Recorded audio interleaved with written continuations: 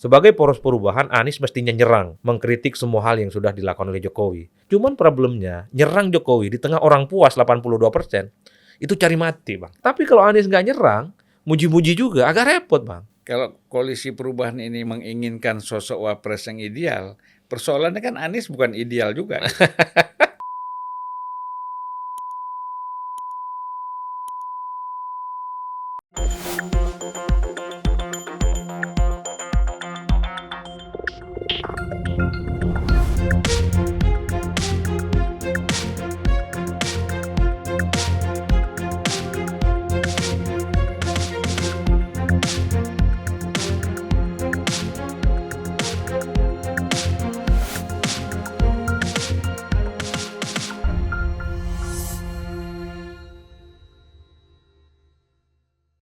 Assalamualaikum warahmatullahi wabarakatuh. Waalaikumsalam warahmatullahi wabarakatuh. Salam sejahtera buat kita semua.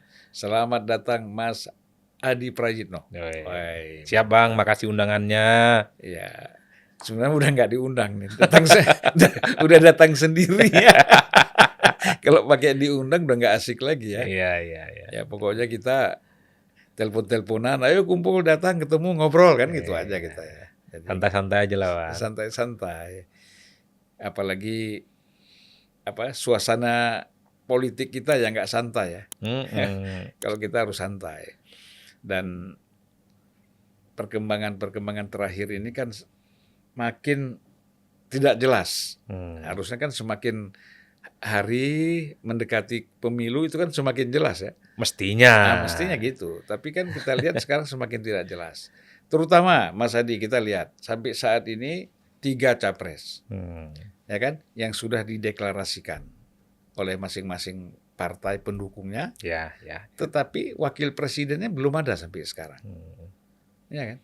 Kok ini persoalannya apa? Kok sulit sekali menentukan wakil presiden kan? Gimana Mas Adi? Ya banyak pertimbangan sepertinya poros-poros politik ini ya. Pertimbangannya tentu pertama sedang ingin mengakumulasi begitu banyak kekuatan politik, Bang. Karena kalau dari awal sudah diumumkan, ini seakan-akan akan menutup pintu dan kesempatan partai politik yang lain untuk bergabung. Misalnya kalau PDIP langsung mengumumkan bulan ini, partai seperti PAN, partai seperti Golkar agak sedikit ragu-ragu untuk bergabung. Karena mereka punya agenda untuk menawarkan cawapres. Kan begitu ceritanya.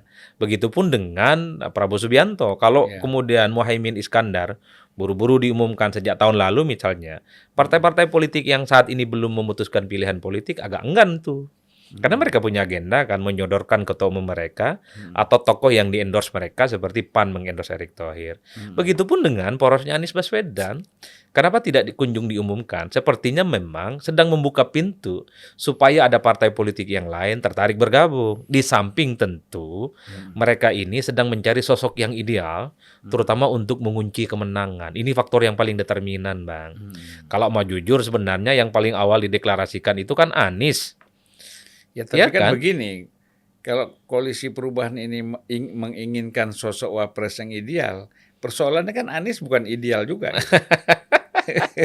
Nah, itu yang sepertinya sedang dihitung oleh poros perubahan. Yang ideal itu adalah cawapres yang dinilai punya potensi bisa menambal yang selama ini menjadi kekurangan Anies. Misalnya, lemah di basis Nahdliyin, lemah di Jawa Timur gitu ya. Makanya muncul nama Hovifah. Tapi kan belakangan Hovifah sepertinya sudah mulai kelihatan tidak tertarik. Maka second plan-nya itu muncul nama Yeni Wahid kan.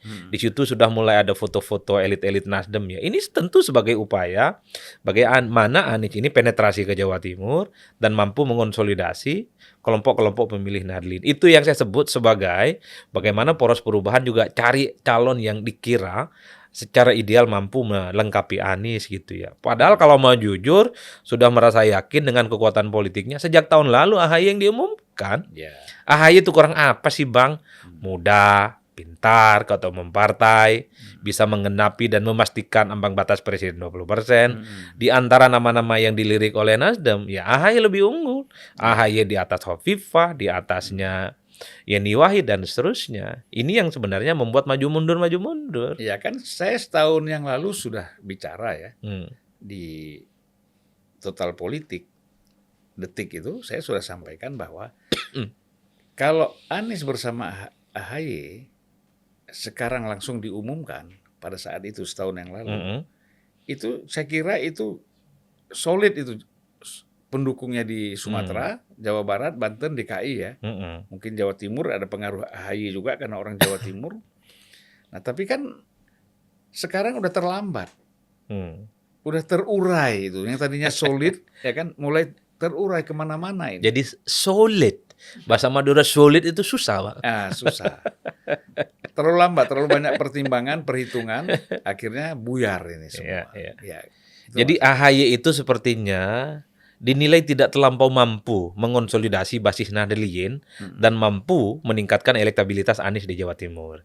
Ini yang kemudian membuat kenapa Anies ini kelihatan begitu sedang mencari begitu banyak figur-figur dari kalangan Jawa Timur dan NU, Bang. Makanya saya selalu mengatakan sedih betul jadi AHY ini. Di mana para elitnya sudah puji-puji Anies gitu ya sebagai figur perubahan, simbol yang akan membuat Indonesia akan maju ke depan. Tapi ketua umum mereka, AHY itu tidak kunjung dipilih gitu ya. Ini yang sepertinya membuat ya Demokrat tidak terlampau bisa diprediksi juga. Apakah akan lanjut tetap menjadi bagian dari perubahan atau tidak. Makanya komunikasi politik mulai dibangun. Dengan PDIP ketemu, dengan Erlangga ketemu, dengan Muhaimin juga ketemu. Itu semacam sinyal politik. Jangan dikira bahwa Demokrat itu hanya akan menjadi anak manis di perubahan. Agenda mereka cukup sederhana. Siapa yang bisa menggaransi AHY, portofolio dan proposal politiknya dipenuhi, maka disitulah dia akan melabuhkan pilihan politiknya. Kalau di perubahan tidak dipenuhi, maka sangat mungkin gitu ya akan angkat kaki nih Demokrat. Demokrat ini partai pemenang pemilu, Bang. 2 kali berturut-turut ada SBY di situ. Nggak mungkin bergabung itu hanya sebatas lillahi ta'ala. Pasti berpikir tentang untung dan rugi. Begitupun dengan porosnya Ganjar dan PKB ya. Kalau mau jujur kenapa tidak sejak Agustus tahun lalu ketika Prabowo deklarasi dengan PKB misalnya bekerja sama secara politik. Tapi rasa-rasanya Prabowo juga sedang mencari betul siapa kira-kira pendampingnya yang dinilai mampu menutup kelemahan-kelemahan yang selama ini dimiliki oleh Prabowo. 2 kali kalah pemilu. Sepertinya Prabowo itu tahu persis apa kelemahannya. Nah inilah yang sepertinya sedang di-hunting betul oleh Prabowo Subianto gitu ya. Kalau Ganjar? Nah Ganjar ini terlampau banyak nama jadinya, Bang. Dan nama-nama ini adalah barang-barang bagus rata-rata. Erick Thohir bagus. Kemudian Sandiaga Uno bagus. Ridwan Kamil bagus. Mahfud MD juga bagus. Nasaruddin Umar bagus. Gusmen Menteri Agama bagus. Kenapa saya sebut nama-nama ini? Terakhir saya mengusulkan Habib Lutfi. Habib Lutfi bagus. Jadi kok bagusnya lebih kencang? Ini kan nama-nama bagus ya, yang punya resultante dan serapan pemilih yang relatif menurut saya kuat ya. Minimal nama-nama ini sudah terkonfirmasi sebagai figur yang potensial akan mereka pilih kalau ada pemilu dan berdampingan dengan Ganjar. Jadi PDIP ini dari sekian begitu banyak nama ya kesulitan juga, Bang, memutuskan di antara sekian nama-nama barang bagus ini. Terakhir masuk Ridwan Kamil tuh ya. Termasuk Ridwan Kamil. Bisa dibayangkan kalau Ridwan Kamil yang dipilih oleh PDIP, Ganjar bisa menguasai Jawa. Kalau angka-angka statistik penguasa Jawa itu, terutama Jawa Timur dan Jawa Tengah, Ganjar Pranowo. Kalau ada Ridwan Kamil di situ, ini akan melengkapi Jawa yang satu lainnya, Jawa Barat. Ridwan Kamil kuat di Jawa Barat. Kalau 3 provinsi ini dikuasai, pasangan Ganjar sama Ridwan Kamil, sudah 45% jumlah pemilih, Bang. Gabungan 3 provinsi ini saja. Cuman kan problemnya, Ridwan Kamil ini kan tidak menjadi pilihan politik di Golkar. Hasil Munas Golkar beberapa waktu yang lalu, tak ada pilihan dan tidak ada sanggahan apapun. Capres mereka itu namanya Erlangga Hartarto, bukan Ridwan Kamil. Itu kesalahannya. Itu rumitnya. Menurut saya langkah keliru dari Ridwan Kamil masuk Golkar. Ini ya, menggembok mimpinya untuk bisa maju di 2024. Kalau dia bebas kan lebih bagus. Ya kan? Betul. Sekarang kalau dia mau maju harus izin dari di endorse oleh Golkar atau kecuali kalau dia memang ada saya nggak usah di endorse saya mau. Nah, itu bisa juga kan? Iya, Ridwan Kamil ini barang bagus ya, karena dari segi elektabilitas saya kira nggak ada perdebatan apapun ya. Untuk Masuk top, cawapres cukup tinggi lah. iya, top 3 lah dalam survei untuk posisi cawapres. Jika dipasangkan dengan Ganjar, bahkan dengan Prabowo juga bagus Ridwan Kamil. Cuman ada barrier yang saya kira tidak bisa ditembus oleh Ridwan Kamil. Posisinya sebagai kader Golkar, di mana ketua umumnya Erlangga yang difatsun wajibkan untuk bisa maju di Pilpres. Jadi temboknya tebal betul nih. Dan itu Temboknya. hasil munas. Hasil Monas. Nah, Erick Thohir saya kira juga bagus ya. Belakangan kan punya momentum ya. Ketika misalnya mampu mendatangkan tim dari luar ya, ada Argentina, kemudian Indonesia jadi tuan rumah U12 itu Asian Games juara. Asian Games juara. Resultantenya itu bagus ke Erick Bang. Popularitasnya naik, elektabilitasnya Terus naik. mau renovasi JIS lagi Mau kan? renovasi juga makin populer ini. Cuman kan problemnya, nah, endorsement yang dari PAN itu belum kelihatan mendapatkan respon yang positif gitu ya. Di PDIP misalnya dipersilahkan, tapi gabung dulu, baru boleh usul nama. Tapi Nah, apa benar Mas Adi dengar nggak ini selentingan-selentingan yang berkembang ya yang kita dengar. Pak Jokowi katanya kepingin Wapres itu pokoknya dari dua capres itu cawapresnya itu Erik atau Sandiaga Uno. ya gosip itu kan lama sering kita dengar Bang. Ya gosip jalanan, di warung kopi, diskusi-diskusi dengan elit partai. Jangan sebut kedai kopi itu ada. Bukan, ini kedai kopi itu lain. Lain.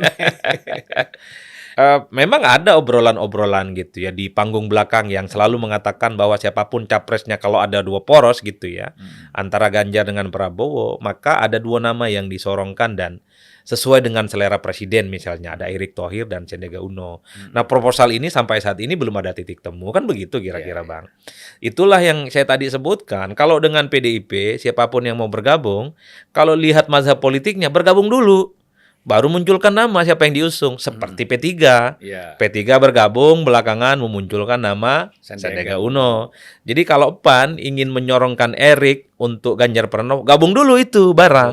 Nah, baru sebulan 2 bulan ngomong Erik lah cawapres yang diusung mereka, yang disorongkan untuk bersandingan dengan Ganjar Pranowo. Kalau Golkar juga tertarik dengan GP, gabung dulu dengan PDIP.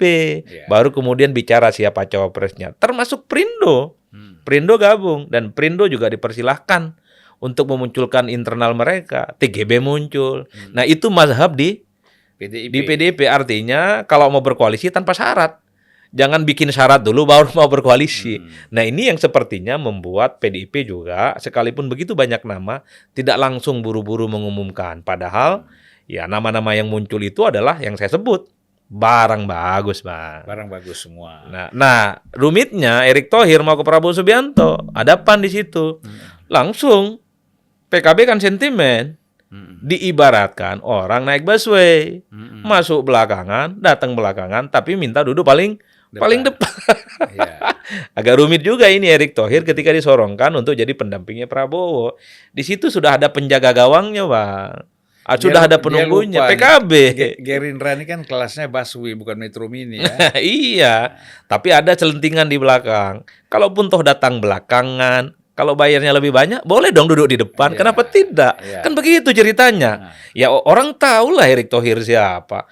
Logistiknya itu nggak ada serinya, Bang. Jadi menurut saya begini, sebenarnya sangat bagus itu atau pas sekali kalau misalnya PAN bergabung dulu dengan Gerindra. Masuk di situ, akhirnya bisa kompromi, udahlah. Gua kan ketua umum juga nggak jadi capres, kata Zulkifli Hasan. Udah kamu PKB nggak usah juga lah, kita ada calon lain nih. Yang tadi nggak punya seri ya, bukan seri, nggak punya seri itu, gimana kita diskusi kan begitu. Saya kira itu clear. Betul. Nah, tinggal Prabowo-nya mau nggak, gitulah. Itu persoalannya.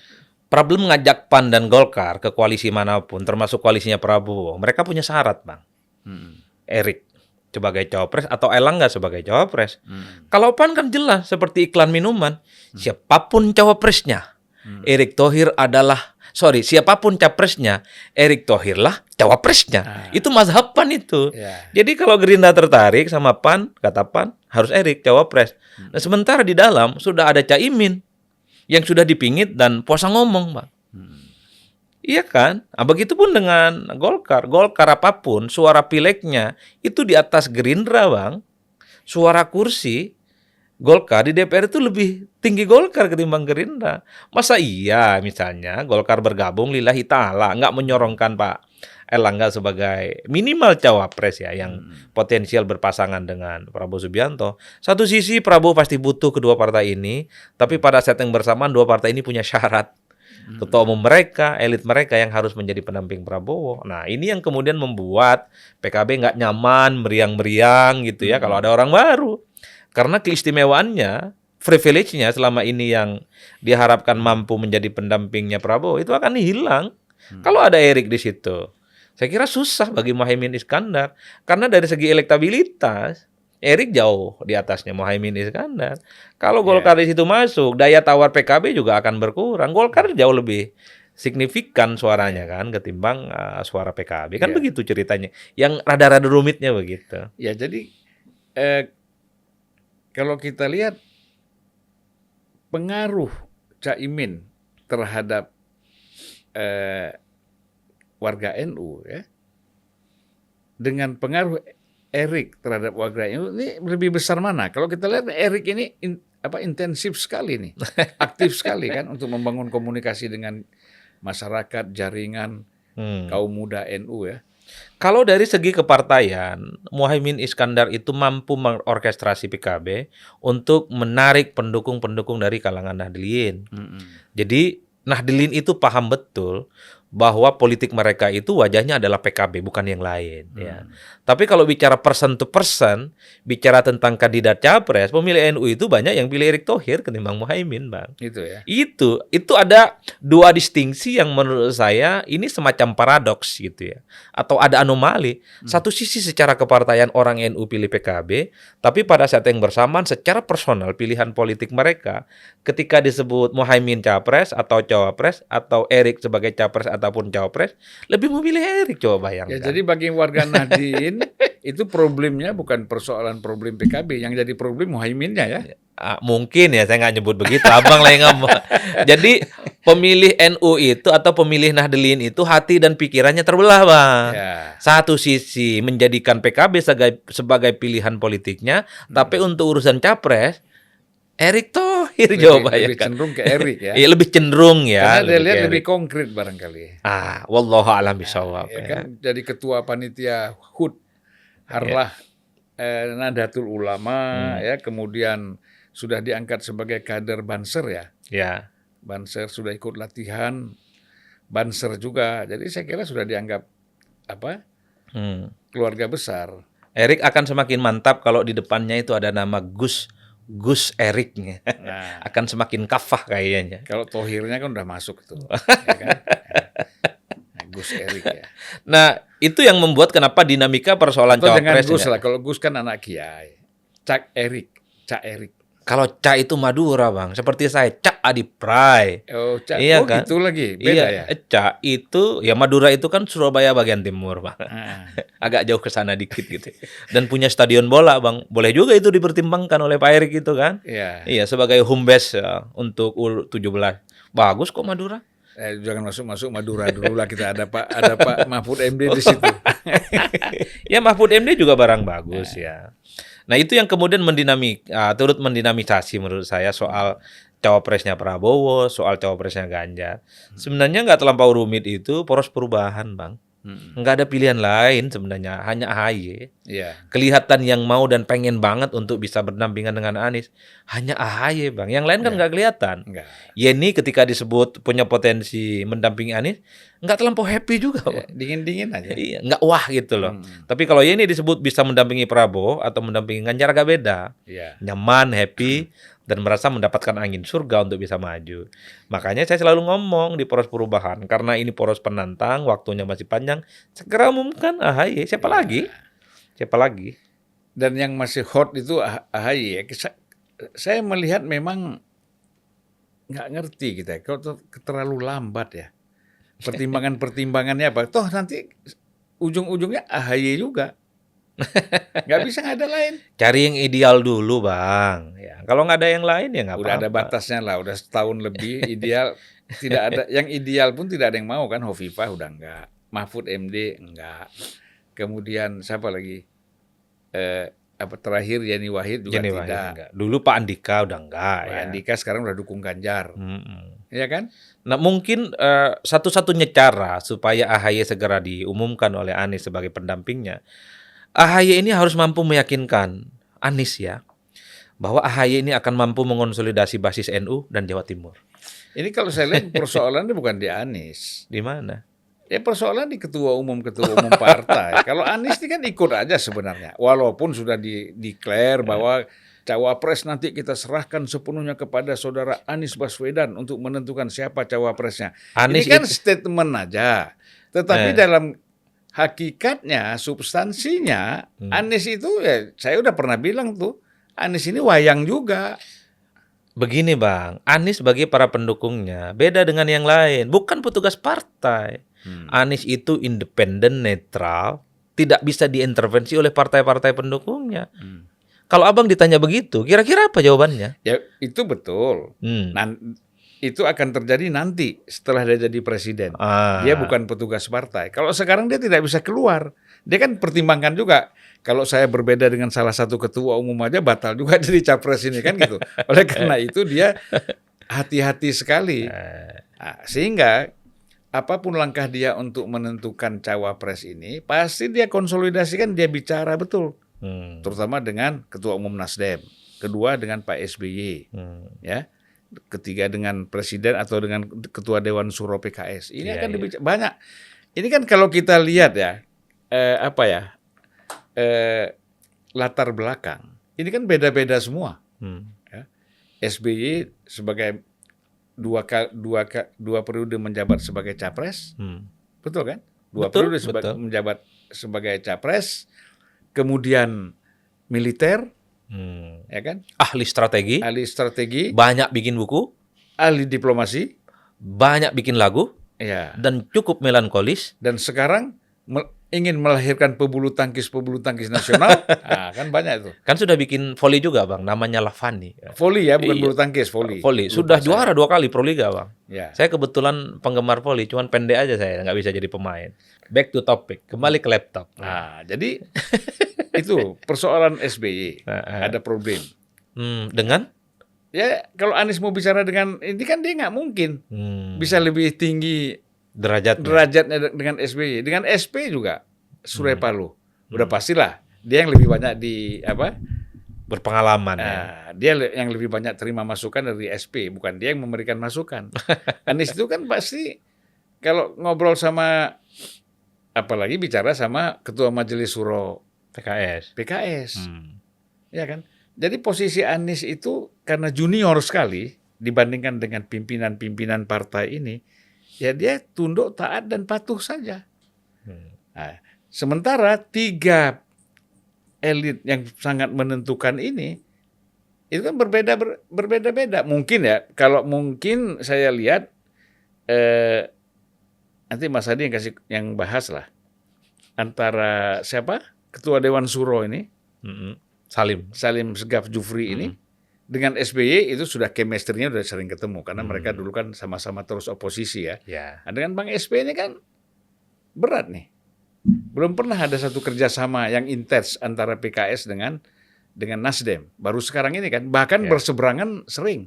Cukup ekstrim ya seberangannya. Nah, sekarang ini problemnya di situ. Bagaimana Mas Hadi melihat ini?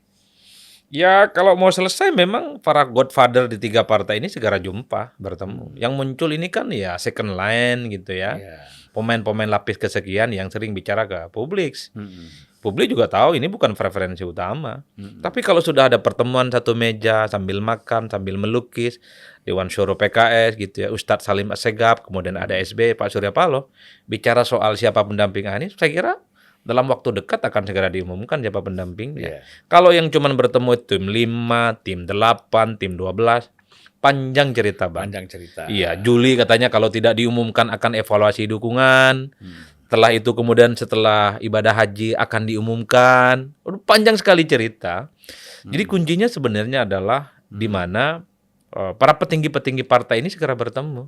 Kalau sudah ketiga orang ini bertemu, bicara dari hati ke hati, saya kira proses soal siapa yang akan mendampingi Anies selesai. Tinggal menghitung menit, bukan berhari-hari dan berbulan-bulan. Ya, Kan itu saja kan problemnya. kita mendengar kabar angin ya. Kalau kabar angin itu kan hampir sama dengan kabar burung ya. Ya, kalau kabar angin abang kan A2 berlipat-lipat bang. Enggak lah. Jadi ini Saya dari mendapat kabar angin. Kabar angin itu dapatnya dari Adi Prajitno kan. Balik lagi kan gitu. Nah, bahwa Anies AHY akan deklarasi sebagai capres dan cawapres pada tanggal 16 Juli. yang apel akbar Nasdem Mm-mm. di GBK 60.000 yang hadir bang, katanya begitu. Ya, memang udah bisa dipakai GBK ya. Boleh bang, Boleh ya? kan boleh. Yang penting rumputnya jangan dirusak bang. Ya, ya. Tapi 16 Juli itu bertepatan dengan ulang tahunnya Pak Surya Paloh. Hmm. Ini deklarasi ulang tahun Surya Paloh atau deklarasi capres-cawapres? Iya kan? Bisa dua-duanya bang. Gitu ya. Ini momen spesial, momen spesial. Berarti memang yang paling dominan di dalam pencapresan Anies dan cawapres AHY ini memang Surya Paloh. Bayangkan, akan diumumkan pada saat hari ulang tahun Surya Paloh. Kenapa tidak diambil pada hari ulang tahun SBY atau Ustadz Salim Segaf Jufri misalnya, ya kan? Ya, ya. Atau dicari di antara tiga itu bagaimana digabungkan supaya pas. Nah, ini problem juga, ini kan bangsa masyarakat kita kan ada psikologis juga. Ya. Apa urusannya kalau mau deklarasi 16 Juli bertepatan dengan lahirnya Surya Paloh? Nah, ini kan persoalan lagi kan. Satu hal bang, terlepas dari apapun perdebatan soal poros perubahan ya, Anies Baswedan itu hebat menurut saya. Bukan ketua umum partai, bukan elit, bukan oligarki, tapi mampu meyakinkan 3 partai untuk bisa maju. Wah, itu luar biasa. Dan Anies itu diberikan kewenangan untuk bisa menentukan siapa wakilnya. Oh, itu luar biasa, betul bang. Kalau terjadi seperti yang kita bayangkan. Coba bayangkan, capres sudah diambil Anies ya, dari Nasdem. Dan Anies juga, dan Nasdem juga, yang menjadi faktor determinan siapa yang menjadi pendampingnya. Kan minimal itu yang kita tangkap di publik. Nah, menurut saya, hebat betul Anies. Banyak ketua umum partai dari dulu sudah bikin billboard, bikin baliho, sudah keliling-keliling dari ujung ke ujung, tak kunjung juga bang. Minimal ada hilal untuk bisa maju bertanding, kan begitu. Anies setelah jadi gubernur deklarasi 2 partai kemudian solid bikin poros perubahan plus Nasdem tentu saja. Makanya tinggal diuji apa betul mereka ini iman politiknya kokoh ya kan. Kalau bukan AHY pendampingnya. Kan itu pertanyaan mendasar sebenarnya. Karena kan Demokrat pasti ngomong begini, apa alasan Anies nggak mau sama AHY? Apa yang kemudian membuat Anies itu merasa jauh lebih besar ketimbang Demokrat dan AHY? Ini yang sepertinya membuat kenapa belakangan Demokrat itu bermanuver, ingin mengevaluasi, kemungkinan membuka komunikasi dengan yang lain, dan seterusnya, dan seterusnya. Ini kan sebenarnya ultimatum tipis-tipis, Bang. Ya, intimidasi tipis-tipis. Jangan dikira Demokrat ini anak jinak gitu ya. Dulu aja Prabowo disebut Jenderal Gardus gara-gara Prabowo lebih memilih Sandiaga Uno ketimbang AHY. Padahal saat itu sudah hampir yakin betul Demokrat itu bahwa AHY lah yang akan dipilih oleh Prabowo. Tapi at the end of the day-nya Prabowo jauh lebih memilih Sandiaga Uno ketimbang. Dan Demokrat saat itu silih berganti nyerang, menyebut Prabowo sebagai Jenderal Gardus. Apalagi ini Anies gitu ya. Kalau tidak memilih AHY, kita tinggal tunggu apa statement dari elit-elit Demokrat itu untuk menyebut Anies ketika tidak memilih AHY itu. Dan kalau sudah, terutama untuk Nasdem ya, kalau sudah ditetapkan AHY sebagai cawapresnya Anies, Nasdem udah nggak ada mainan lagi, selesai. Tinggal yang main ini kan Demokrat kan? Ya. Nasdem udah selesai. Betul, betul. Walaupun sekarang pun kita lihat udah mulai agak mereda, menurun ya. Gerakan Nasdem untuk sementara ini kita lihat. Iya, kenapa Bang ya? Kalau Abang jadi analis, jadi peneliti, apa yang kemudian membuat resultante dan gerakan politik Anies Toha dan kawan-kawannya, para pendukung itu relatif agak sedikit down situ ya. Gerakan politiknya dulu kan di Oktober, November dan Desember itu kan langsung. Sempat juga tinggi itu ketika Pak Jokowi tidak mengundang Surya Paloh hadir di pertemuan koalisi di istana. Itu kan sempat tinggi. Ya, komentar-komentar dari Ketua Umum Nasdem sendiri, kemudian para elit Nasdem itu kan agak sedikit keras itu menyerang pemerintah dan Pak Jokowi. Sehingga membuat namanya Metro Malam. Di Metro Malam itu jam 9 itu mengundang para oposan Jokowi untuk hadir di situ dan menganalisis tentang situasi ini. Gitu kan. Kira-kira tuh Metro Malam itu seperti TV One awal-awal dulu lah. Apa gitu. ILC gitu. Nah, saya nggak tahu, saya sendiri nggak pernah nonton. Ya. Ada sekali saya lihat di YouTube, habis itu saya nggak pernah nonton lagi. Kita udah capek, terlalu banyak orang yang menyerang-nyerang ini kan. Jadi kalau saya lihat dari aspek ini, kemudian agak mereda lagi nih, ya, agak turun lagi dalam kaitan dengan Nasdem ya mungkin ada masalah-masalah hukum. Masalah-masalah macam-macam lah yang muncul, yang mungkin disadari betul bahwa ini harus lebih berhati-hati, gitu loh. Walaupun tetap akan mendukung Anies sebagai capres, itu saya lihat. Jadi kan semua berkaitan ini antara hukum dengan politik ini. Nah disitulah iramanya ya. Saya kira Bang Surya Paloh ini sedang bermainkan irama-irama politik. Apa istilahnya? Orkestrasi hit and run kan gitu. Hilang timbul gitu ya.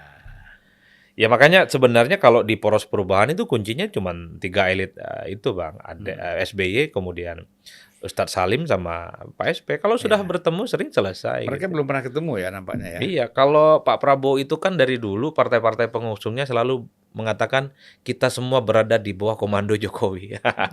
Nah, kalimat itu nggak pernah diedit sampai sekarang. Itu Prabowo lah yang ngomong Bang. Kita itu satu barisan dan setarikan nafas dengan Pak Jokowi. Itu artinya apa? Siapa pendamping Prabowo? Tergantung Pak Jokowi. Cuman kan kalau Pak Jokowi ngomong dianggap cawe-cawe kan gitu Bang. Artinya apa? Siapapun yang bisa mendampingi Pak Prabowo, apakah Erick Thohir, apakah Muhaimin, apa Erlangga Hartarto, tentu sesuai perintah, arahan, dan fatsun politik yang diberikan oleh Jokowi. Nah kalau di PDIP nggak begitu, bukan Jokowi determinasinya, tapi Megawati Soekarno Putri. Nah ini yang kemudian belakangan ini agak sedikit ada gimmick gitu, di mana Jokowi seakan-akan lebih dekat ke Prabowo ketimbang yang lain gitu ya. Tapi kan persoalannya kalau kita kaitkan dengan Prabowo, sekarang ini kan ada kecenderungan juga Prabowo menginginkan Gibran. Ini gimana nih? Itu ramai memang, di diskusi-diskusi sudah muncul. Kenapa? Karena kalau kita melihat undang-undang pemilu ya, kan syarat untuk maju pilpres itu kan umurnya minimum 40 tahun Bang. Disitulah kemudian Gibran ini mentok.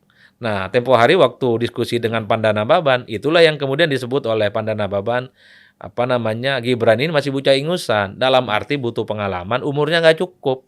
Karena diskusinya ada saya di situ.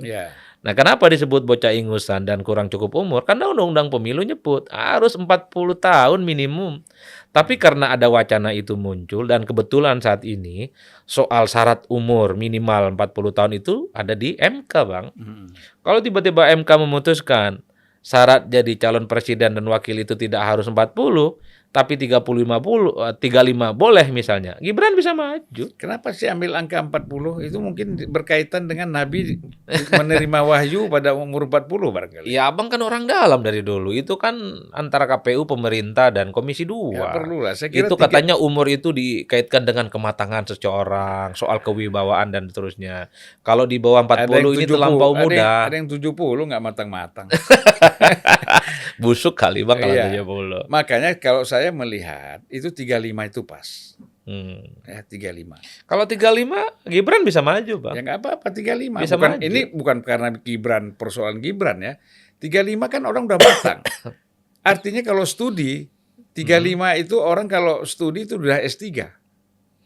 Ya. Ada juga yang baru S2 Bang. Loh, bukan. Artinya kan banyak orang sekarang ini 35 itu sudah S3. Kalau S2 orang masih S1 atau S2 walaupun 35 ke atas itu kan karena bobotnya udah melebihi S3. Kan itu aja kan. Ya, jadi rumit sebenarnya. Kalau MK misalnya memutuskan yang bisa maju Pilpres itu tidak harus 40, Gibran sangat mungkin bisa maju dan orang mengaitkan bisa berduet dengan Prabowo Subianto. Ya. Nah ini kerumitan-kerumitan yang membuat kegaduhan dan menambah amunisi terjadinya huru-hara belakangan ini, Bang. Soal langkah politik Jokowi itu kan, ini maunya ke siapa sih, Lang, kira-kira Ya. begitu. Cuman kalau saya lihat begini, belum tentu juga MK misalnya memutuskan batas umur untuk menjadi capres cawapres itu 35. Itu juga belum tentu bahwa Gibran itu akan menjadi wakilnya Prabowo. Ini kan cadangan ini, cadangan. Kalau ada apa-apa, ya kan, namanya cadangan kan. Nah, kalau nanti misalnya ada problem dengan koalisi antara Prabowo dengan partai lain atau dengan cawapres lain, nah ini Gibran sudah disiapkan untuk muncul gitu loh. Iya, karena isu Gibran maju itu kan kenceng lagi belakangan. Karena kan diasumsikan bulan Juli ini, terutama awal Juli, MK akan segera memutuskan soal Katanya batasan minggu umur. ini, kata apa besok jangan-jangan. Kemarin sempat muncul tanggal 5 atau tanggal 6. Mungkin minggu depan akan diumumkan. Kalau itu dikabulkan judicial review-nya oleh MK, wah, saya kira rame ini. Karena yang ngomong ini rata-rata projo, Bang. Ya. Orang tanya projo itu apa, kata Jokowi, itulah kata projo. Ya. Merah kuning kata Jokowi, merah kuning juga kata Projo. Nggak mungkin Projo itu tenggak ke istana dan nggak ke Pak Jokowi. Iya. Mau ketemu Prabowo, mau ketemu Ganjar, mau ketemu Erlangga, pasti mereka koordinasinya ke situ, Bang. Iya. Jadi saya selalu mengatakan Projo ini adalah wajah lain dari politiknya Jokowi. Kalau sebenarnya. kata orang Melayu di Medan, antara Projo dan Prabowo terhadap Jokowi itu togak lurus. Apa itu, Pak? Tegak lurus. Togak lurus. Orang itu nggak bisa bilang tegak. Iya. Jadi togak lurus katanya. Kan relawan-relawan Jokowi ini yang selalu teriak-teriak misalnya Gibran cawapres, Gibran RI 2. Di luar itu enggak Katanya ada. relawannya pun sudah ada untuk cawapres ini. Nah, itu kan sudah banyak di mana-mana, Bang. Ya, intinya masih panjang lah ini cerita, Bang. Cerita. Dan sebenarnya ya Gibran kalau memang secara hukum diputuskan oleh MK memang dia boleh maju sebagai cawapres, dia punya hak.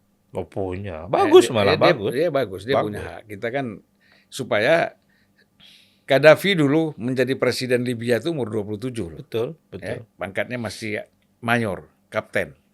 Kemudian paling tinggi dia putuskan pangkat tertinggi kolonel. Jadi dialah kolonel kan. Gitu. Jadi Ya, tapi 27. Tapi kita lihat yang namanya Libya itu dahsyat sekali dipimpin oleh Gaddafi kan. Gitu. Banyak lah di Amerika Latin, Che Guevara,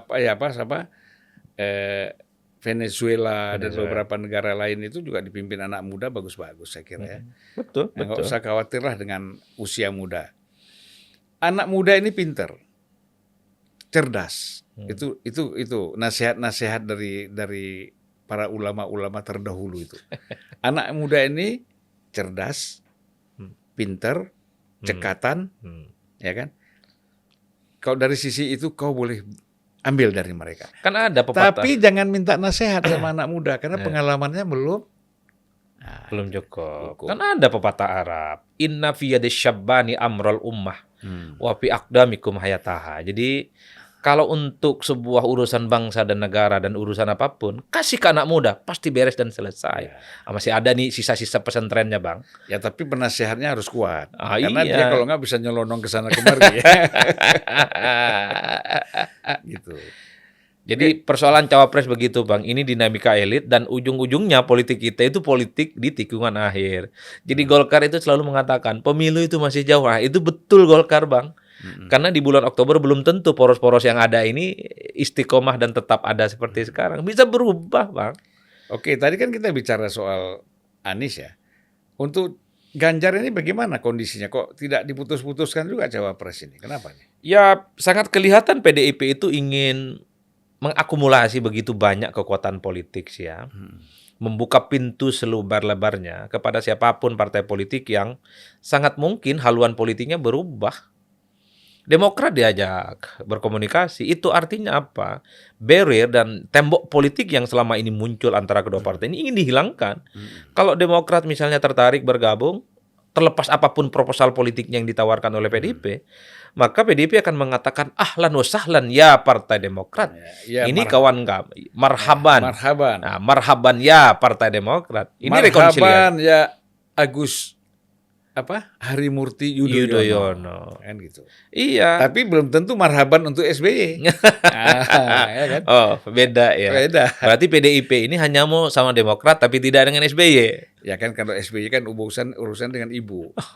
AHY kan urusannya Abang, dengan puan. abang ini manas-manasin terus. Ini mau islah loh bang, mau damai bang. Kalau mau sama Demokrat pasti mau sama AHY dan SBY juga dong Ya, rekonsiliasinya. itu kan proses. Proses ya. Proses. Kalau prosesnya pasti sampai ke sana lah.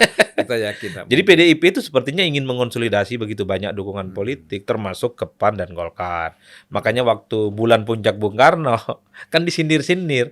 Ada beberapa partai yang sedang mikir-mikir nih mau gabung. Iya, yang disindir kan PAN sama Golkar kan, bukan yang lain. Kalau Gerindra yang menjadi pertanyaan kita, kenapa nggak diundang ya?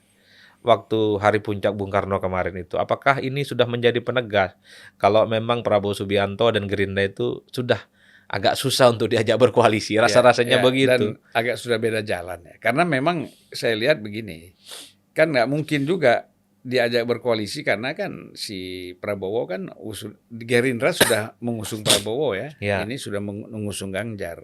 Kecuali kalau mau salah satu menjadi cawapres, digabungkan itu lain soal. Dan ini nggak mungkin namanya. Ya makanya nggak diundang kemarin ya. Udah beda mazhab lah untuk 2024. Mungkin kayak gitu ya. Ya abang kan banyak. Anies diundang nggak?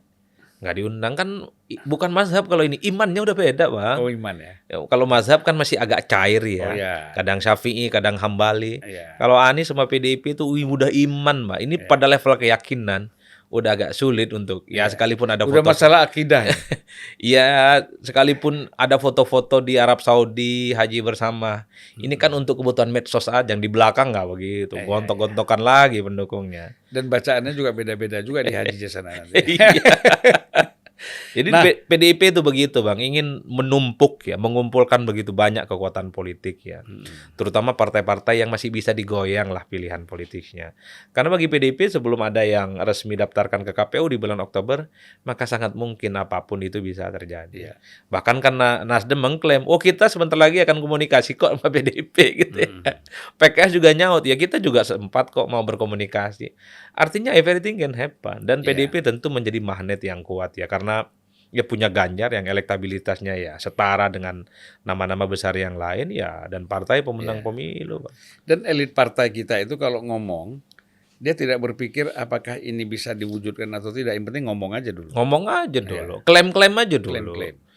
Politik nggak ada klaim nggak seru bang. Ya. Dan itu khasnya Indonesia kalau saya lihat ya.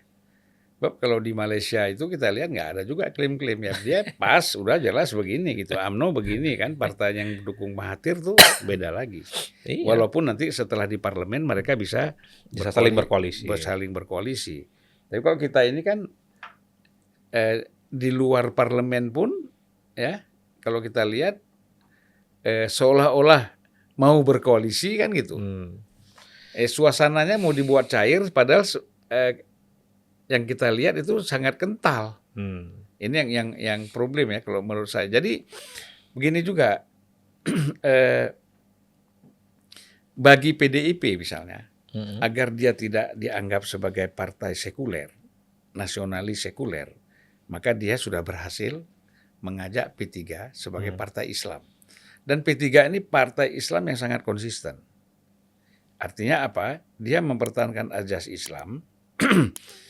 Kalau PAN kan banyak pengurusnya non-Muslim. PKB juga ada pengurus non-Muslim dari dulu itu, dari sejak zaman Gus Dur kan. Dan itu nggak ada masalah, saya kira bukan problem. Nah P3 juga mempertahankan pengurusnya dengan keseluruhan Islam juga, bukan berarti mereka intoleran, kan tidak. Bukan persoalan itu, tapi kan ini persoalan pilihan ya. Nah,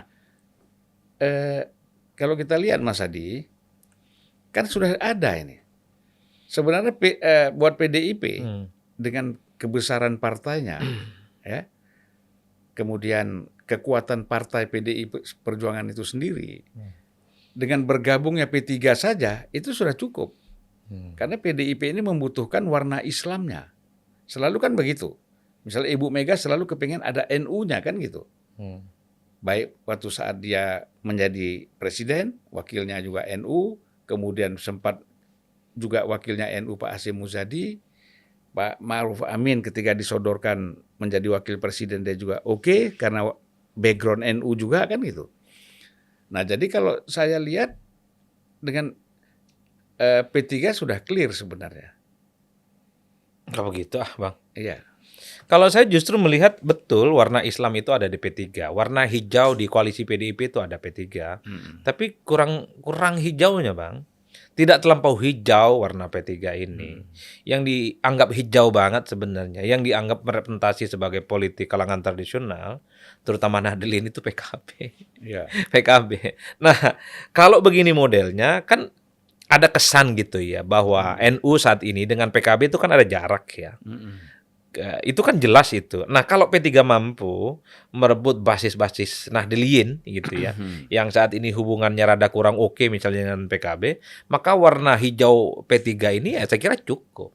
Cuman kan problemnya P3 ini kan tidak mampu mengkapitalisasi itu semua.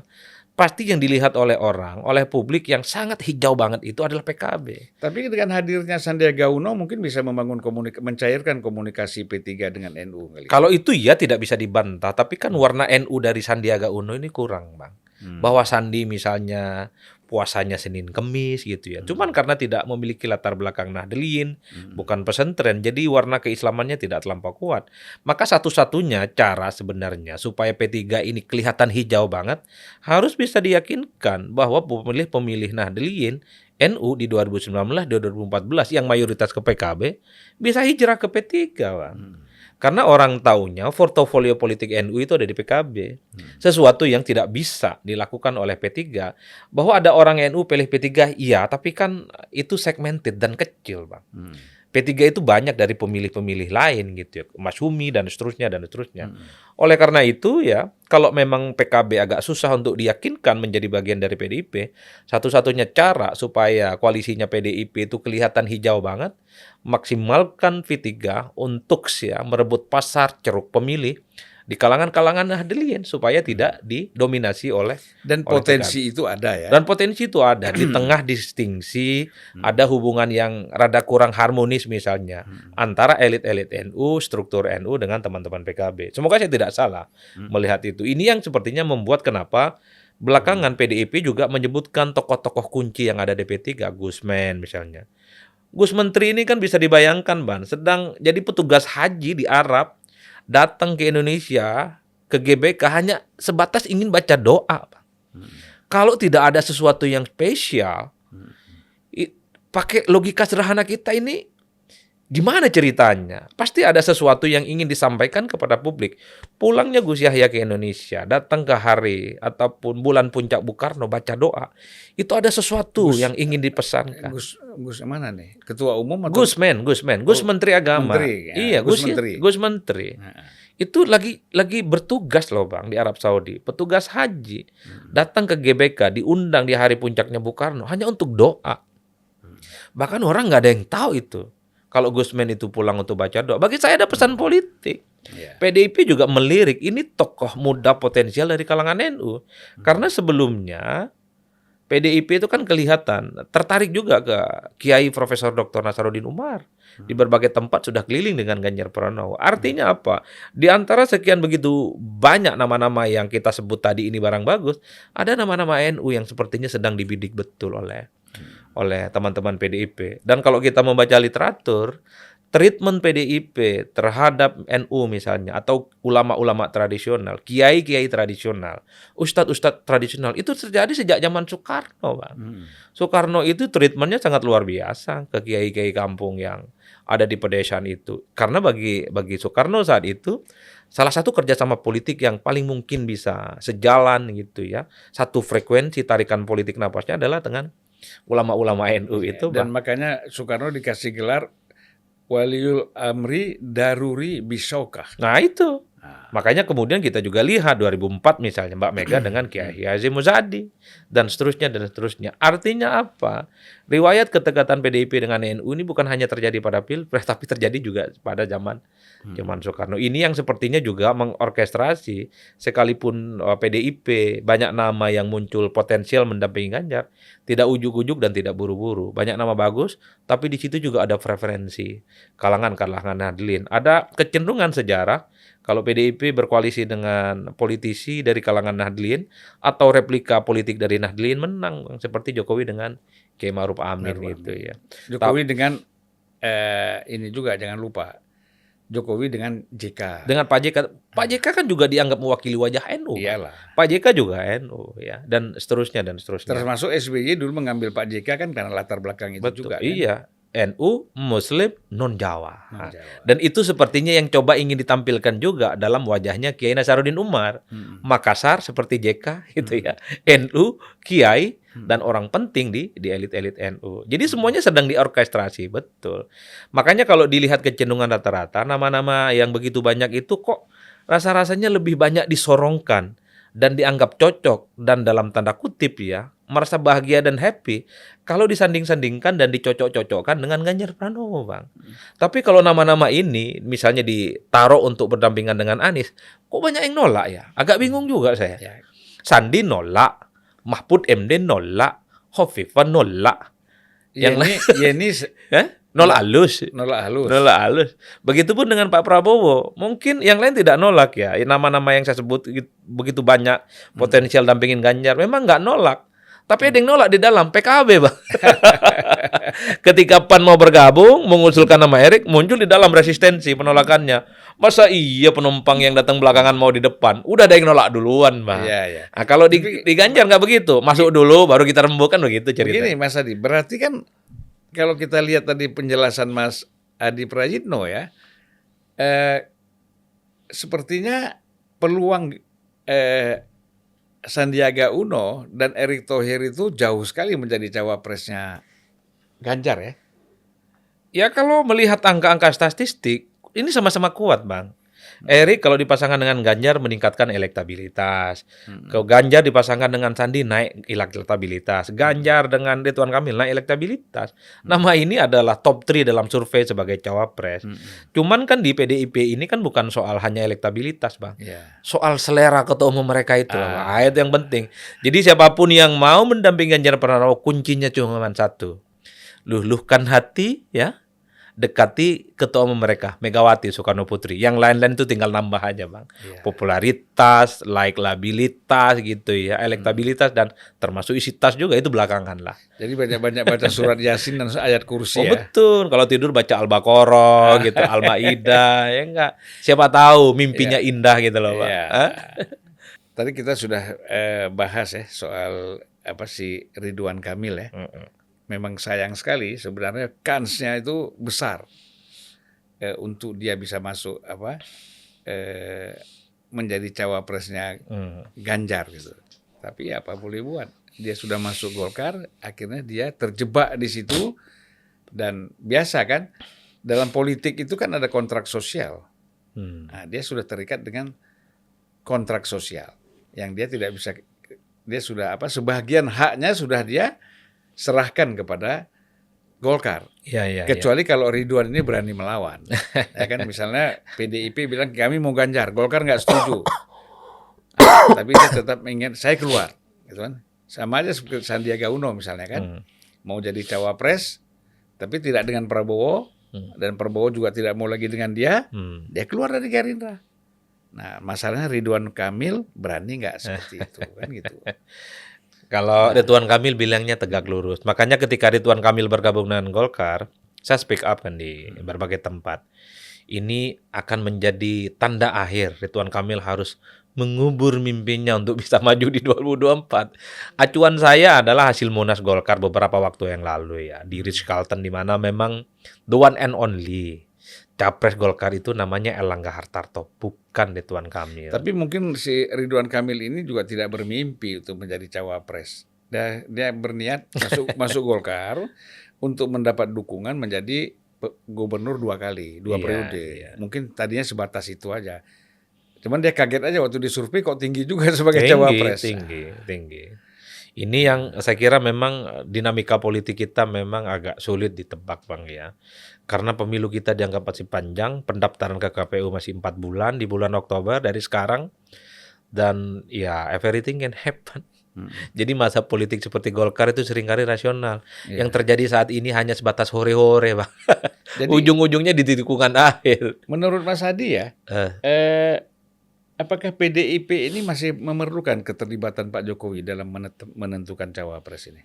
Mestinya perlu, Bang. Perlu.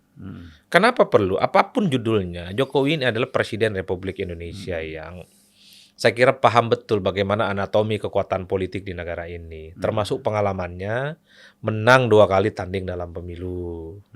Itu yang pertama. Yang kedua, endorsement Jokowi ini, Bang, dari survei-survei yang kita lakukan cukup luar biasa, Bang. Meningkatkan elektabilitas calon. Kalau Jokowi secara vulgar, deklaratif misalnya, mendukung Ganjar Pranowo, Ganjar yang saat ini 34 itu bisa naik secara signifikan. Begitupun kalau Jokowi secara deklaratif terbuka mendukung Prabowo Subianto juga naik secara signifikan. Bahkan naiknya suara Prabowo Subianto belakangan ini, sebulan 2 bulan ini, itu tidak terlepas dari endorsement yang sering diberikan oleh Jokowi. Sekalipun endorsement itu berupa kode-kode ya, sering makan, ada baliho dan spanduk yang ada di mana-mana, maju bersama, di situ ada Jokowi dan Prabowo misalnya. Kemudian Kaisang juga pakai fotonya Prabowo. Jokowi. Betul, kemudian Gibran makan malam, ada relawannya di situ. Artinya apa? Orang yang merasa puas dengan kinerja Jokowi secara perlahan pindah ke Prabowo Subianto. Oleh karena itu bagi saya penting bagi PDIP melibatkan Jokowi dalam konteks itu.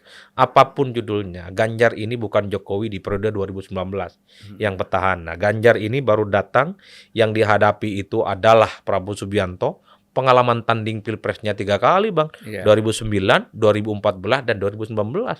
Sekalipun misalnya PDIP itu adalah partai politik pemenang pemilu 2 kali berturut-turut, ada Ganjar Pranowo punya elektabilitas yang relatif tinggi bersaing dengan Prabowo dan Anies Baswedan. Tapi ingat, yang dihadapi saat ini adalah Prabowo Subianto, Bang. Ya, kalau ibarat sepak bola seperti Argentina, sudah 3 kali masuk final tidak juara, baru kemarin di Qatar dia juara. Itu juara. Dan jangan-jangan Prabowo ini sudah 3 kali masuk final, jangan-jangan tahun ini dia juara. Dan yang paling penting, Prabowo yang dulu dengan sekarang agak beda, Bang.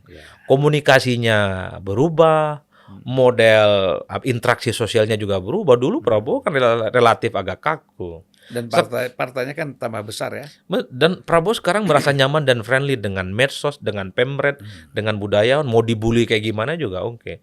Dan yang paling penting, Prabowo itu sudah di dalam sekarang, Bang. Jadi pertempurannya sama-sama datang dari dalam. Dulu Prabowo mungkin agak mudah dikalahkan karena posisinya sebagai outsider, sebagai oposisi. Sekarang Prabowo udah tahu betul bagaimana kekuatan politik dari dalam itu. 4 tahun menjadi bagian dari koalisi Jokowi.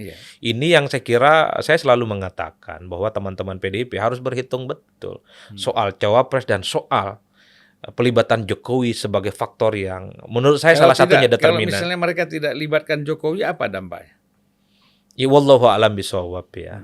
Menurut saya PDIP tidak mungkin tidak melibatkan Jokowi. Itu aja sih sebenarnya. Ini tentu untuk merorkestrasi supaya pilihan politik PDIP dan Jokowi itu sama, Bang.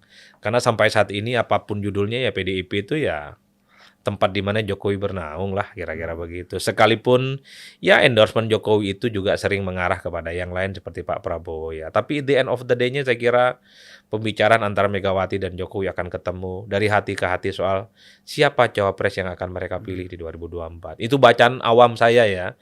Tapi nggak tahu kalau ada di level elit, di belakang panggung Jokowi bicara dengan Prabowo, dengan Gerindra, bicara sesuatu, ada deal politik usung, saya nggak tahu. Saya bukan politisi dan belum mendapatkan informasi itu. Sekalipun informasi itu dari warung kopi, belum nemu saya, Bang. Apa masih mungkin ada keinginan dari Jokowi untuk mempasangkan antara Prabowo dengan Ganjar? Kira-kira ada Kak? Gesturnya itu ada, Bang. Gestur ya? itu ada. Ada ya? Iya, dulu memang kelihatan sekali ya. Tapi belakangan dinamika politiknya kan berubah total. Dulu misalnya sangat mungkin Gerindra diminta untuk jadi runner up gitu ya. Tapi belakangan ketika Gerindra naik suaranya, kemudian Prabowo elektabilitasnya sudah sepadan gitu ya dengan Ganjar, menempatkan Gerindra di bawah PDIP dalam konteks posisi cawapres, itu rumit sekarang, Bang. Dulu iya, seakan-akan mudah untuk disatukan. Tapi belakangan ketika Prabowo naik, kemudian Gerindra naik, bilang Gerindra dan Prabowo itu di bawah PDIP, subordinasi secara politik. Itu agak sulit untuk saat ini. Ini yang sepertinya membuat Pak Jokowi juga sedang mengorkestrasi, menjaga keseimbangan hubungan politiknya. Satu sisi kepada Prabowo Subianto dan kepada rumah besarnya di PDIP. Nah, persoalan siapa yang Jokowi akan dukung nanti di Pilpres ya, saya kira hanya Jokowi dan Tuhan yang tahu. Kalau bacaan umum ya Jokowi nggak mungkin kemana-mana. Pasti akan kembali ke PDIP dan bukan ke yang lain. Gitu aja sih. Jokowi penting Bang, karena tingkat kepuasan publiknya besar ya. 82%. Iya, 82% itu luar biasa betul. Dan ini yang sepertinya membuat Anies Baswedan itu kesulitan untuk membangun strategi komunikasi politik. Sebagai poros perubahan, Anies mestinya nyerang, mengkritik semua hal yang sudah dilakukan oleh Jokowi, menawarkan sesuatu yang baru dan untuk kebaikan Indonesia. Cuman problemnya, nyerang Jokowi di tengah orang puas 82%, itu cari mati Bang. Itu blunder. Dan kickbacknya itu akan sangat luar biasa ke Aniesnya. Tapi kalau Anies nggak nyerang, muji-muji juga agak repot Bang. Pasarnya nggak dapat. Karena pasar yang pro dan puas ke Jokowi itu larinya ke PDIP gitu ya, ke Ganjar Pranowo dan ada juga yang ke Prabowo dan Gerindra. Ini repotnya jadi Anies sebagai penantang. Kalau saya lihat begini, mungkin Anies ini terlalu banyak berkontemplasi ya. Gitu, kontemplasi. Kemudian Surya Paloh juga lagi berkontemplasi. SBY berkontemplasi. Termasuk juga Ustadz Salim Segaf Jufri itu sedang berkontemplasi. Tapi hasil kontemplasi mereka ini tidak pernah dikonsolidasikan. Gitu. Sehingga apa yang terjadi adalah diam. Ya kan? Yang kita harapkan kan begini. Ketika Anies mengatakan continuity. Continuity and change. Oke, sekarang yang Anda mau teruskan itu apa? Yang Anda mau rubah itu apa? Ya kan? Oke, kalau bicara teruskan itu kan bisa aja lip service lah. Saya akan teruskan IKN, saya akan bangun infrastruktur apa ya kan, itu bisa lip service, bisa ya kan? Tetapi kan yang perubahan ini kan orang mau tahu apa sih yang Anda mau rubah dari apa yang dikerjakan oleh Jokowi itu. Nah, ini menurut saya tidak pernah terpikir, konsepsi ini tidak pernah disampaikan atau memang tidak ada barangkali. Hanya lebih suka kan kita elit partai kita kan lebih suka bicara yang praktis-praktis, apa yang di depan mata, ya kan? Dan itu yang mudah dipahami oleh masyarakat. Padahal ini penting gitu untuk satu konsep ya yang kemudian bisa disampaikan kepada masyarakat tentang ide dan gagasannya tentang perubahan itu. Iya. Saya membayangkan Anies dulu itu seperti Donald Trump ya, yang belakangan rajin mengkritik Presiden Amerika yang saat ini. Donald Trump ngomong, nanti di Pilpres Amerika pilih saya, itu Rusia sama Ukraina saya akan damaikan dalam waktu 24 jam. Kalau Anies yang ngomong begitu top betul Bang. Kalau pilih saya di 2024, ekonomi kita itu akan keluar dari kutukan middle income trap misalnya. Kan itu nggak dibunyikan. Kalau dibunyikan top. Misalnya kalau saya jadi presiden, stop hutang luar negeri. Hutang negara kita ini membuat babak belur soal bagaimana cara membayarnya, membebani rakyat dan seterusnya. Statement itu nggak ada. Anies dan pendukungnya hanya mengamplifikasi apa yang sudah dilakukan di Jakarta. Trotoar, JIS, fisik juga Bang. Sesuatu yang seringkali dikritik oleh Anies dan pendukungnya. Kalau cuman bisa kerja, nggak perlu pakai pikiran, nggak perlu pakai otak. Bangun infrastruktur, bikin pelabuhan, bikin bandara, itu kan yang dikritik dari Jokowi kan oleh Anies dan pendukungnya. Tapi Anies jualan yang sama. JIS emangnya nggak fisik? Fisik. Trotoar fisik. Jalan sepeda itu fisik. Emang bukan fisik. Meski belakangan Anies misalnya menjelaskan bahwa kenapa jadi trotoar, kenapa itu jadi jalan, hasil dari sebuah gagasan. Emangnya Jokowi bikin infrastruktur nggak pakai gagasan? Maksud saya adalah ada satu paradoks yang saya kira luar biasa. Satu sisi Anies ingin dikesankan adalah orang yang tidak hanya jualan fisik, tapi pada saat yang bersamaan jualan Anies dan pendukungnya jualan fisik juga. Bahkan skalanya lebih kecil. Betul, makanya ketika JIS agak sedikit disentil mau direnov soal standar FIFA atau tidak standar FIFA, pendukungnya ngamuk-ngamuk. Itu dianggap sebagai bagian dari upaya untuk mendowngrade Anies. Kalau Anies tidak menganggap fisik itu penting, biarin aja. JIS itu jadi masjid, jadi tempat majelis taklim. mau jadi konser seperti Taman Ismail Marzuki, nggak ada soal. Karena yang diwariskan itu bukan fisik. Cuman problemnya ujung-ujungnya Anies juga jualan fisik. Sesuatu yang tampak di depan mata dan dirasakan langsung oleh masyarakat. Ngapain misalnya Anies dan pendukungnya ngomong tentang perbaikan trotoar, pelebaran jalur sepeda, jualan fisik juga ujung-ujungnya, Bang. Jadi gagasan-gagasan besar yang seperti kita bayangkan misalnya, saya ingin sekali Anies itu ngomong kalau dia jadi presiden terpilih 2024 akan stop hutang luar negeri. Wow, mantap itu, Bang. Negara kita ini akan ihdinas sirotol mustaqim, ya enggak? IKN itu akan di stop karena proyek ugal-ugalan. Tapi Untuk kan nggak menunjukkan mungkin, kan dia Golden Boy of America, ah, utangnya kan dari Amerika, nah, mana berani itu dia. yang tidak tahu. Itu artinya apa? Continuity, sustainability, and change. Itu hanya sebatas jualan politik, Ya. bukan sesuatu yang akan dilakukan. Kita ngomong antitesis marah, ya kan? Dikeluarin malah. Oke, Mas Hadi, jadi ada satu hal saya ingin penegasan. Jadi Mas Hadi mantap menyatakan bahwa Jokowi tetap istiqomah berada dalam PDIP ya. Saya mencoba untuk merangkumnya, pikiran-pikiran umum dan pikiran orang awam ya. Jokowi itu pastinya akan istiqomah ya, dan tetap ada di PDIP. Satu argumennya, Bang. Jokowi bisa jadi wali kota 2 periode, gubernur di Jakarta, kemudian jadi presiden 2 periode. Bajunya itu bajunya merah, bukan yang lain. Gambarnya banteng ya. Iya, artinya apa? Cinta tulus selama ini yang diberikan oleh PDIP itu cuma datang dari Banteng, bukan dari yang lain. Itu mesti yang harus dilihat oleh Jokowi ya. Yang kedua, menurut saya ya, kita kan tahu bahwa Ganjar Pranowo ini adalah produk politiknya Jokowi, Bang. Dulu Ganjar diserang oleh internal PDIP ya, dianggap kemajon, aksi berkampanye sendiri. Itu kan tidak terlepas dari expose dan endorsement Jokowi yang disampaikan secara terbuka. Bahkan Jokowi tidak sama sekali memberikan endorsement kepada Puan Maharani. Apa iya produk politik yang diciptakan sendiri oleh Jokowi namanya Ganjar sebagai capres tidak diusung lah, kira-kira begitu. Yang ketiga, Jokowi ini adalah sosok yang menurut saya tidak mungkin akan lupa pada sejarahnya. Bahwa Jokowi bisa sampai saat ini bisa jadi presiden dan orang penting di negara ini. Itu karena dari PDIP bukan yang lain. Tapi kalau saya ngomong begini, Bang, ini dianggap jubir PDIP dan jubirnya Ganjar. Saya hanya mau pakai logika umum aja. Saya tidak membayangkan kalau Jokowi misalnya ini pindah ke Gerindra, dukung Prabowo Subianto, atau pindah ke partai lain dan mendukung yang lain.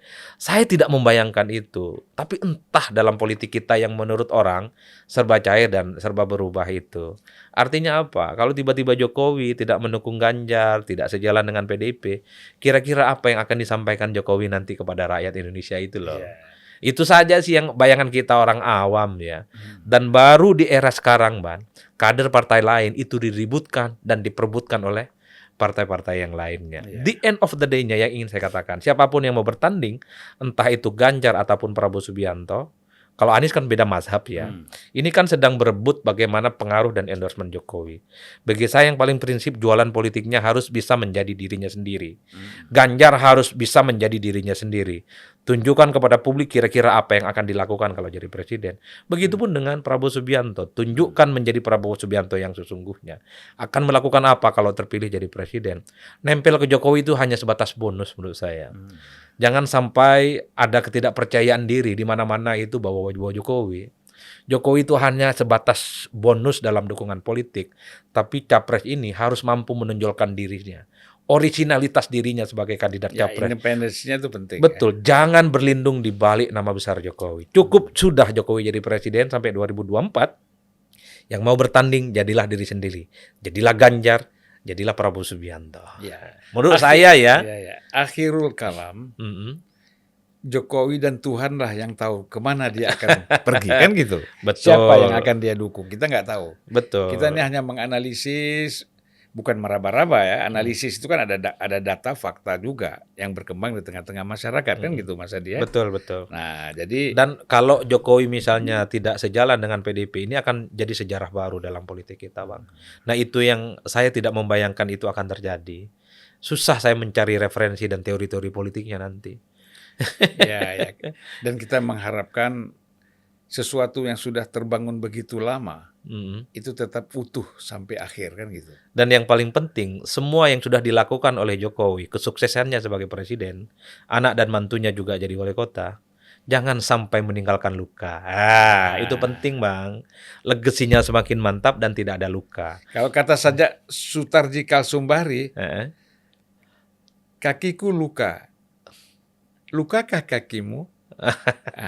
Itu dua Luka hal berbeda. kakimu, luka kakiku kah? Ini kan gitu. Itu yang beda. Luka kakiku bukan pula luka kakimu. Itu bahaya kalau kayak begitu. Artinya jalan masing-masing ya. Baik Mas Hadi, terima kasih. Kita ngobrol hampir 1 jam lebih ini. Luar biasa banget. Kalau dengan Mas Hadi nggak pernah di bawah 1 jam. Ya. Makanya kita bingung ini meletakkan di mana ini nanti videonya ini. Nah, insya Allah Amin. bermanfaat ya. Terima kasih atas kehadiran Mas Hadi yang udah berkali-kali. Saya juga lupa ada berapa kali. Ya, insya Allah ini membawa manfaat untuk khususnya para penonton Unpacking Indonesia dan juga kepada masyarakat Indonesia. Terima kasih. Assalamualaikum warahmatullahi wabarakatuh. Waalaikumsalam warahmatullahi wabarakatuh.